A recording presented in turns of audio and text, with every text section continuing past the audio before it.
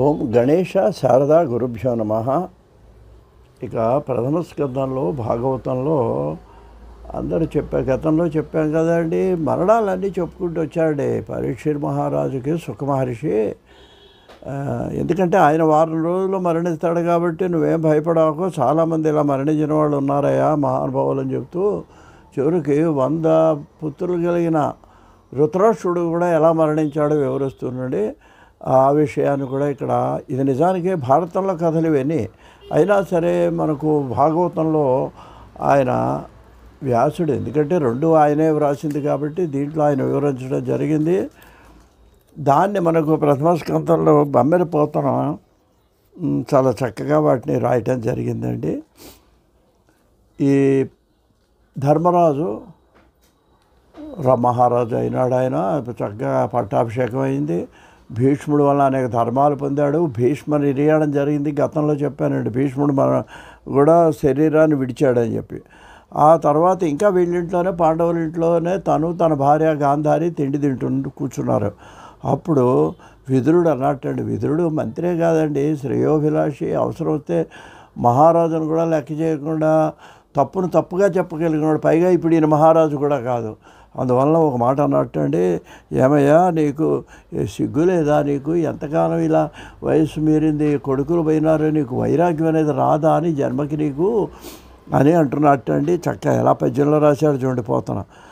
ఆ విదురుడు ధృతరాష్ట్రుడితో అంటున్నట్టండి, పుట్టి అందుండవు, పెద్దవాడవు, మహాభోగంబులా లేవు. ఇప్పుడు నీకు పెద్ద మర్యాదలు కూడా చెప్పుకోదగ్గ మర్యాదలు ఏం లేవు నీకు. అప్పట్లాగా నువ్వేం మహారాజు కాదు, ఇప్పుడు ఏదో నీకు తిండి పడేస్తున్నారు అంతే అని. పట్టెల్లని చెడిపోయాయి. ఇప్పుడు నీ మాట ఎవడో వినేవాడు లేడు ఇక్కడ. ఏమండి, దుస్సహ జరాభారంబు పైగప్పే. పోనీ ఏదైనా ఆరోగ్యం బాగుందా నీ పని నువ్వు చేసుకోవడానికంటే వార్ధక్యం వచ్చేసింది, జరాభారం కూడా నీకు వచ్చింది. ఏమయ్యా నీ చుట్టాలను పోయినారు, నీ బంధువులు కోడళ్ళు కొడుకులు అందరూ నీకు మరణించారయ్యా వాళ్ళందరూను. మొగుడును శోకంబును మగ్నుడై కట్ట దాయల పంచ నుండ తగునే కౌరవ్య వంశాకిరణి. నువ్వు ఈ విధంగానేమో నువ్వు చివరికి నీ భార్యాపిల్లలతో మొగల భార్యాపిల్లలు ఇద్దరు, భార్యాభర్త మీ ఇద్దరు కూడా ఒక పక్కన దుఃఖపడుతూ కూడా ఇంకా ఇక్కడ ఇంట్లో కూర్చొని ఎంతకాలం ఈ తిండి ఈ పిండాకుడు తింటారయ్యా మీరని చెప్పి తిట్టి అప్పుడు అన్నట్టండి, ఇప్పుడైనా సరే రా బయలుదేరు. దేహము నిత్యము కాదని మోహను తెగగోసి సిద్ధ మునివర్తనుడై గేహము వెలువడు నరుడు ఉత్సాహముతో చెందు ముక్తి సంపద నదివా. నీకు మోక్షం పొందాలని లేదా? మోక్షం పొందాలంటే ఏం చేయాలో తెలుసా? ఈ దేహము నిత్యము కాదనే విషయం తెలుసుకో. ఇప్పటికైనా వ్యామోహాన్ని వదిలిపెట్టు. నీ కొడుకులు అందరూ పోయినారుగా, ఇంకా వీళ్ళే పాండవుల మీద కూడా ఇంకా వ్యామోహమేనా నీకు? తిండి పెడుతున్నారని అది వదిలేసేయి. నువ్వు ఈ ఇంట్లోంచి బయటపడు, తపస్సు చేసుకుంటూ వానప్రస్థంలో గడపాల్సిందే అని చెప్పేటప్పటికీ ఆయన ఆలోచించాటండి. అప్పుడు వెంటనే ఒకరోజు అర్ధరాత్రి, ఎందుకంటే వీళ్ళు చెప్తే వెళ్ళనివ్వరు కదా, అందుకని అర్ధరాత్రి బయలుదేరి తన భార్య బయలుదేరితే విదురుడు అన్నట్టు నేను కూడా చూడండి సలహా చెప్పినవాడు వాడు మళ్ళీ ఊరుకోలే. మహారాజా నేను కూడా నీతో ఇది గమనించిందండి. ఆవిడకి నిద్ర పడుతుందా, పెద్ద ఆవిడ కదా కుంతీదేవి, ఆవిడ అన్నదిట అయితే నేను కూడా వస్తానదిట. చూడండి వీడు పెడుతున్నారంటే అర్థం ఉంది. ఆవిడ కొడుకులు ఎన్నో కష్టాలు పడి వాళ్ళ సుఖపడే టైంలో వాళ్ళని చూసి సంతోషించకుండా వైరాగ్యం అండి. ఆవిడ అడిగింది కదా కృష్ణుడిని, ఏమని అడిగింది?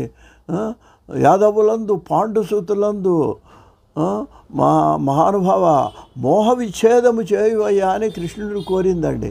అందుకని ఆ వ్యామోహం ఆవిడకి ఏం లేదు. అందువల్ల ఆవిడ కూడా వెనకాల బయలుదేరింది. మొత్తం 4 బయలుదేరి రాత్రికి రాత్రి వెళ్ళారు. అక్కడ ఏదో గంగా తీరంలో ఆశ్రమం కట్టుకొని కాలక్షేపం చదువుతున్నారు. తెల్లవారేటప్పటికీ ఈయన చూశాడు, ఎవరు కనపట్టలేదు. బాధపడ్డాడు, ఎంతో దుఃఖించాడు. అయ్యో మా పెదనాన్న పెద్దమ్మ ఏమైపోయినారు, మా అమ్మ ఏమైపోయింది, ఎక్కడికి వెళ్ళిపోయినారు అని ఆలోచిస్తూ ఉన్న సమయంలో నారద మహర్షి వచ్చాడండి. వచ్చిన తర్వాత నారదుడితో చెప్పి ఇదంతా కూడా తను బాధపడ్డాటండి. బాధపడ్డటువంటి సందర్భంలో ఆయన సర్వజ్ఞుడు కదండి నారదుడు. ధర్మరాజా ఎందుకే బాధపడతావు, ఎక్కడికి పోయినారు అని బాధపడుతుంటే అప్పుడు ఆయన అన్నట, ఎక్కడికి వెళ్తేనే లే వాళ్ళు వైరాగ్యం కలిగింది వెళ్ళారు, ఇక్కడే నువ్వెంత బాధపడాల్సినటువంటి అంత అవసరం ఏమీ లేదు.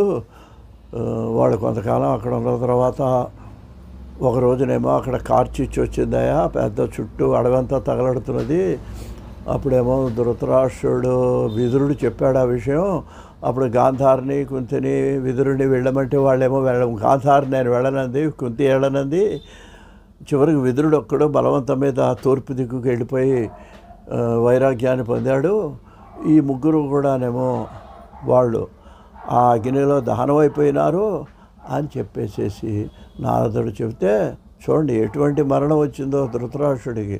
వాళ్ళు పోయిన తర్వాత కొంతకాలాన్ని వాళ్ళు పోయిన తర్వాత ఏదో శవం దగ్గర ఇట్టుకొని దానం చేయటం కాదండి, ఇంత సంపద ఒక చక్రవర్తి అయిన వాడికి ఆ చేసినటువంటి చెడ్డ పనుల వలన, దురాలోచన వలన, ధర్మాన్ని రక్షించకపోవటం వలన ఇటువంటి స్థితి కలిగింది.